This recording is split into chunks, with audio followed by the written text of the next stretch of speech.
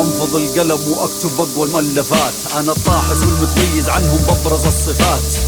رابي يبقى معمر على مدى طول اعمارهم، اما رابهم الضعيف يصنف من المخلفات. من اوجه الكلام ودساتي تزيد الوجع، احب اتفنن فيها وخليها عليهم فاجعه. والفوارق بيننا شاسعه، اقولهم بالحماقه لا الباتي اللي كله ما هيضي لاسعه مشبعه ولها سعه رائعه. اشرفك في ذكري لك وان جبت طاري لك، انا بنظرك قدوه والعبك يوم اقابلك بكل بروده اماطلك. لاني باللين اعاملك من طبعي ما اجاملك، واعرف حقك من باطلك.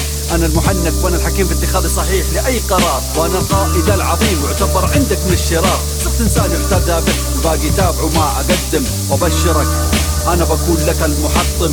ينفض القلم لجين كيلر يسبب كلام، راكين يو ريكين يو بوي يفوتك تقلب الصنم. ينفض القلم لجين كيلر يقلد الالم في ذا بين بوي ما حد قربنا وما انعدم. ينفض القلم لجين كيلر يسبب كلام، راكين يو ريكين يو بوي يفوتك تقلب الصنم. ينفض القلم لجين كيلر يقلد الالم في ذا بين بوي ما حد قربنا وما انعدم. وشد ملطم لوجوه كل مرض لنفسه التحقير، اهدد وعد الشخص وعد كل ما فات مني